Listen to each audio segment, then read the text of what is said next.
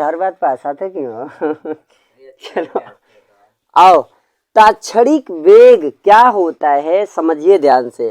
ताक्षणिक वेग ऐसा वेग है, ठीक है, जिसमें किसी पदार्थ के एक क्षण में बनने की बात की जाती है, ठीक है।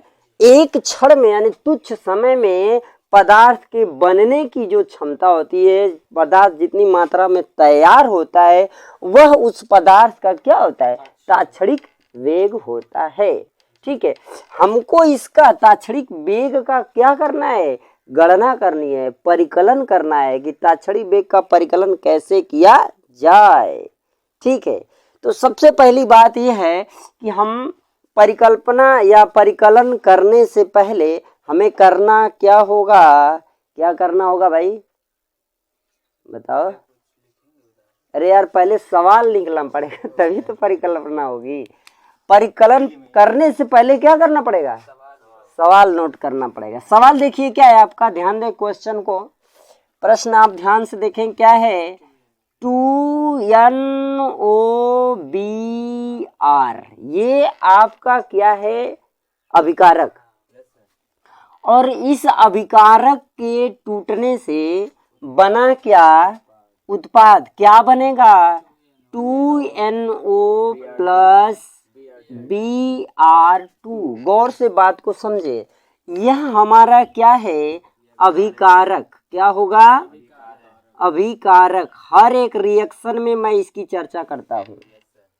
ये क्या है? अभिकारक। गौर से समझे। और यह दोनों क्या होगा? क्या होगा? उत्पाद होगा। क्या? उत्पाद। देखो तनी ऐसे लिख लेते हैं। देखो हमारी राइटिंग थोड़ा सा ठीक नहीं है ना, बस थोड़ा ध्यान दे, आप लोग समझने की जरूरत है ध्यान से। राइटिंग के पीछे भागेंगे तो गड़बड़। ध्यान दे, अभिकारक यह होता है, उत्पाद यह होता है। इसमें कोई कंफ्यूजन किसी को है? नहीं है ना। अब हमें क्या समझना है? ताक्षणिक वेग की गणना करनी है, परिकलन करना है ना। ताक्षणिक वेग होता क्या है? किसी भी पदार्थ को, किसी भी पदार्थ का एक क्षण में जो निर्माण होता है, उसके निर्माण होने में जो प्रक्रिया होती है, वही उसका क्या होता है? ताक्षणिक वेग होता है। तो हम आसान से सब शब्दों में समझना चाहेंगे। अब ध्यान दो, यह हमारा क्या है? उत्पाद। ये कितने मोल हैं? 2 मोल। इसको गौर से जैसे है वैसे लिखेंगे। ध्यान दे, अभिकारक जितना खत्म होगा उत्पाद उतना बनेगा। इसमें कोई डाउट है क्या? अभिकारक की जितनी मात्रा नष्ट होगी, अभिकारक की जितनी मात्रा विलुप्त होगी, उत्पाद की उतनी मात्रा तैयार होगी। कंफ्यूजन नहीं ना है? जितना यह विलुप्त होगा उतना यह बनेगा। जिस अनुपात में यह विलुप्त होगा उस अनुपात में इसका निर्माण होगा। क्लियर है ना? चला जाए, ध्यान दे, यह क्या होगा? ये कितना मोल है? 2 मोल। ऐसे आराम से लिखें, 2 मोल क्या? NOBr, ओके, इजकल टू यानी कि बराबर कितना? यह कितना मोल है? 2 मोल NO। बात यहाँ ये आती है, सर ये है क्या? आप लोग कक्षा 11 के नहीं, कक्षा 12 के स्टूडेंट हैं। ये सब बातें आपको खुद पता करना होगा कि ये सब होता क्या है, ठीक है। थोड़ा सा प्रेशर तो आपको अपने आप पे देना ही पड़ेगा, ठीक है ना। चले, ध्यान दे, ये कितना मोल है? 2 मोल। यह भी कितना है? 2 मोल है। क्या 2 मोल है? NO। अब इसके बराबर देखा जाए क्या है? 1 मोल Br2 है। क्या है? 1 मोल। हाई कोष्टक में रखते हैं ताकि बात समझ में आए, ठीक है। ये कितना है? 1 मोल। 1 मोल क्या है? Br2 है। अब मेरी बात को ध्यान से आप लोग समझे, ये आपको तो दे दिया इतना मोल है। जब इसकी गणना करेंगे, इसको दर में लिखेंगे, तो जब दर लिखा जाता है तो जो पदार्थ जितने मोल होता है, जो भी ग्राम में है या किलोग्राम में है या ml में है, जिसमें भी है, उसको क्या करेंगे? क्या रखेंगे, अनुपात में रखेंगे, मतलब कि एक के अनुपात में ये है, क्योंकि कोई भी पदार्थ पहले एक होता है, इसके बाद उसमें आगे हम बढ़ते हैं। तो यहाँ 2 मोल आया तो 1/2 मोल ये हुआ, ठीक है, समझ में आ रहा है। और ये 2 मोल लिखा है तो 1/2 मोल ये हुआ, ये 1 लिखा है तो 1/1 मतलब ये 1 मोल हुआ। क्लियर है। और यह क्रिया करेगा तो इसमें कुछ समय लगेगा, बोल रहा है तात्क्षणिक वेग, तो इसका मतलब हुआ दर अगर हम इसका लिखें तो इसकी दर क्या होगी, गौर से समझे। पहले अभिकारक की दर देखा जाए, तो अभिकारक को जब भी लिखते हैं तो किसमें, माइनस में लिखते हैं। कोई कंफ्यूजन है क्या, दर को हमेशा किस में लिखते हैं, माइनस में। कोई भी कंफ्यूजन होगा तुरंत क्या करेंगे, पूछ लेंगे कि आवाज देंगे। अरे यार कमेंट तो ठीक है, आप लाइन में बैठे हैं यार, कमेंट करेंगे, क्या बात है यार, पूछ लेंगे यार सीधे, ठीक है ना। आइए देखिए, गौर से देखिए, क्या करेंगे, 1/2 है ना। ध्यान दे, मैंने कहा जो भी पदार्थ की मात्रा होगी वो बटे में जाएगी, रेशियो में जाएगी, अनुपात में जाएगी। ओके, आइए कितना है, 1/2 मोल है क्या है, एक्टिव मास के अंदर इसको लेंगे क्या, NO2। और यहाँ ध्यान दें ये NO है, गौर से समझना है इसको, ठीक है।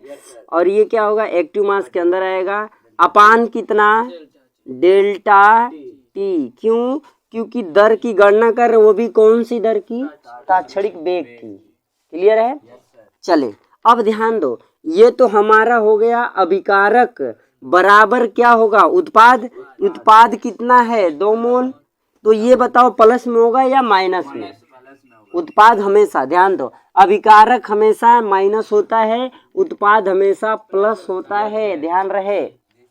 प्लस वाला हमेशा बढ़ेगा, समय के साथ हमेशा बढ़ेगा, माइनस वाला समय के साथ घटेगा। कोई डाउट है क्या, ठीक है, माइनस वाला समय के साथ क्या होगा, प्लस वाला समय के साथ, कोई डाउट है नहीं है, क्योंकि हमेशा प्लस वाला बढ़ता ही है समय के साथ, समझ रहे हैं ना, समय के साथ प्लस वाला बढ़ता ही जाता है, अब माइनस वाला समय के साथ घटता ही जाता है। मान लो कोई कर्जा लिया, महीना महीना बीत रहा है, तो वो कर्जा किसी शर्त पे लिया होगा ना, तो उसका कर्ज बढ़ रहा है कि नहीं बढ़ रहा है, बस वही बात है। आइए गौर से बात को समझो, ये क्या होगा, 1/2 होगा, कितना मोल है ये, NO एक्टिव मास के अंदर होगा, अपान क्या होगा। अब बताओ इसके बाद जो ये 1 मोल मिला है, 1 मोल मतलब कुछ लिखने की जरूरत है क्या, नहीं है, तो होगा क्या, एक्टिव मास Br2 क्या, dt। क्लियर है। देखो यहाँ पर ये आपकी दर लिखा गया टोटल, ये अभिकारक है और ये उत्पाद है। अभी बताया अभिकारक माइनस होता है और उत्पाद प्लस होता है। क्लियर है ये बात। अब इसमें बात ये होती है कि किसके बनने की बात कर रहा है और किसके विलुप्त होने की बात कर रहा है। ठीक है, तो बनने की बात किसकी, अगर मान लिया जाए इसके बनने की बात हो, इसके बनने की बात हो तो ये सभी मैटर को देखा ही जाएगा। इसके विलुप्त होने की बात हो तो ये मैटर देखा जाए। तो चलो पहले ये विलुप्त होगा तब तो ये बनेगा, क्या जी, पहले ये विलुप्त होगा तब ना ये बनेगा, तो पहले इसको विलुप्त किया जाए। कोई डाउट है। चलिए तो देखो, जिसको विलुप्त किया जाएगा, ध्यान रहे, जिसको विलुप्त किया जाएगा उसकी मात्रा खत्म होगी या नहीं होगी, विलुप्त करेंगे मात्रा खत्म होगी ना। तो चलो इसको विलुप्त करते हैं, तो होगा क्या, गौर से समझिए। एक्टिव मास क्या, NOBr, ठीक है, एक्टिव मास के फिर बटे में क्या, डेल्टा T, ये भी माइनस होगा, विलुप्त हो रहा है। ध्यान दे, ये विलुप्त हो रहा है इसलिए माइनस है, इसकी मात्रा खत्म हो रही है इसलिए मात्रा नहीं लिखेंगे। बात समझ में आ रहा है, मात्रा खत्म हो रही है इसलिए मात्रा नहीं लिखेंगे। क्लियर है ना।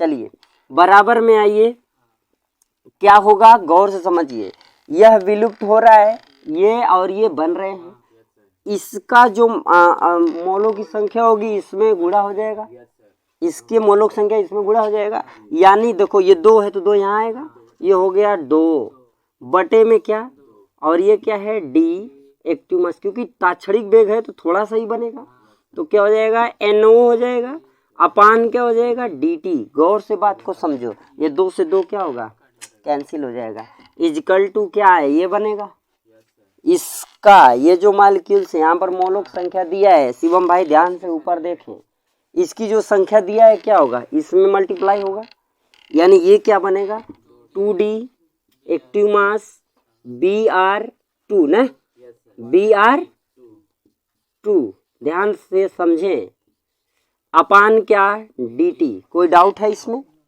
ठीक है। ये विलुप्त हुआ, ध्यान दो, ये कट गया, बात खत्म हो गई, ठीक है।